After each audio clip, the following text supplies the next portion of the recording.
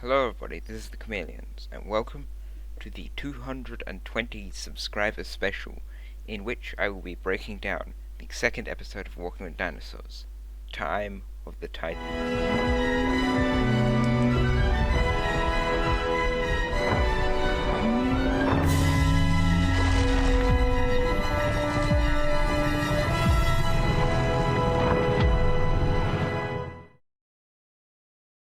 Time of the Titans is set 152 million years ago in Colorado, USA, in what is now called the Morrison Formation, a massive formation that lasted for most of the late Jurassic and stretched across the entirety of North America. In the episode, the Morrison Formation is depicted as a lush region with fern, prairies, and coniferous forests filmed in redwoods of modern California.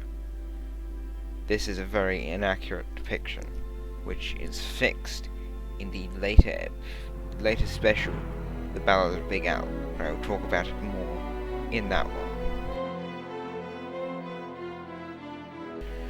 This episode features dung beetles feeding on Diplodocus dung, but this is inaccurate, as dung beetles were not around in the Jurassic and did not in fact evolve until the Cretaceous period.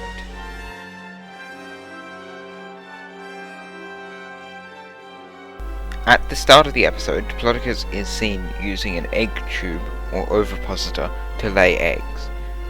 This was based on a turtle and speculative, and was therefore very unlikely to have been real. The Diplodocus would not have taken 10 years to mature, rather it would have taken a minimum of 20 to 40 years, but possibly up to 60 or 70 years.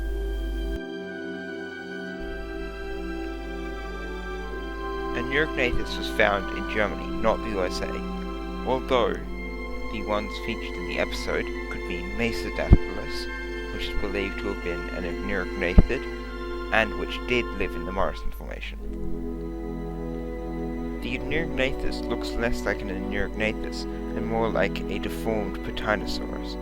In reality, a Neurognathus was very similar to, and filled the same niche as, a modern microbat, as opposed to the oxpecker-like role it has in the show.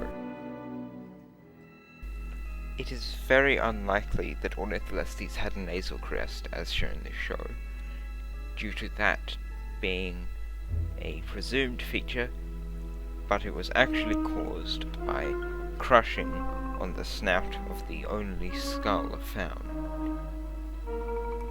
The Ornitholestes should also have small sickle claws on its feet, similar to a raptor, and despite it being the first feathered creature in this show and one of the only feathered dinosaurs in the whole series, its feathering is not good enough. Instead of just quills, it should have a full feather coating covering its body, but although possibly not its head and neck.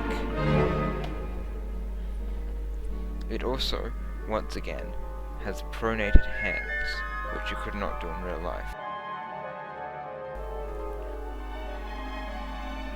This episode features one scene of infanticide, where the Ornitholestes kills and eats a baby Diplodocus. While using a Diplodocus head puppet for filming, the production crew discovered that the most efficient way for these Diplodocus to eat was by stripping the leaves of ferns off with their teeth.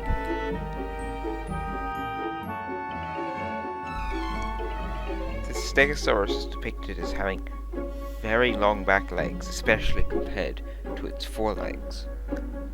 And while its back legs were in reality longer than its front legs, the recent discovery of Sophia the Stegosaurus has shown that they were a lot shorter, which is more in line with other Stegosaur genera.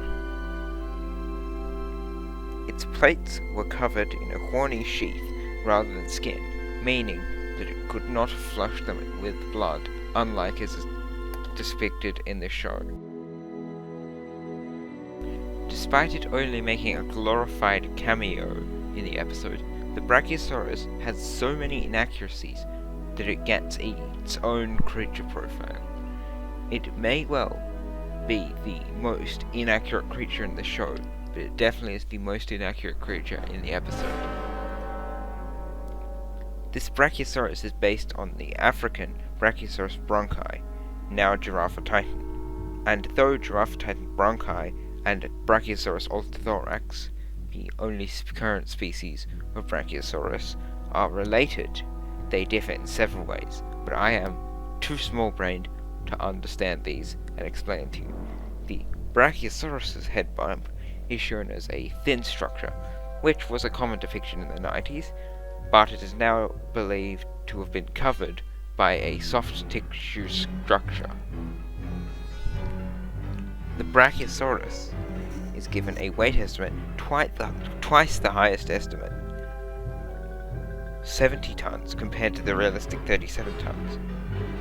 It is also stated to have been the largest land animal ever, but that title belongs to the Argentinosaurus. Some people would say that the largest dinosaur ever is Patagotitan, but they misunderstand the meaning of largest.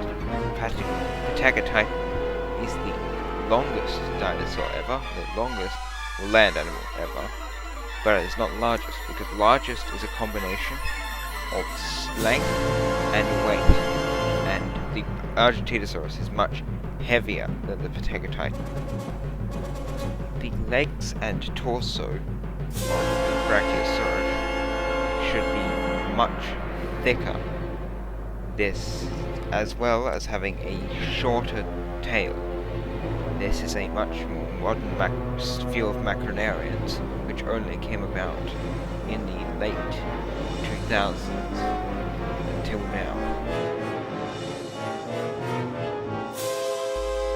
And we have finally gotten to the lion of the Jurassic, the Allosaurus. In this episode, the Allosaurus' skull is really weird shaped and looks nothing like in the actual animal. This was due to it being strangely reconstructed in the late 90s, but this depiction was weird even for that, which was why it was changed, but still inaccurate compared to the modern depiction for the Ballad of Big Al.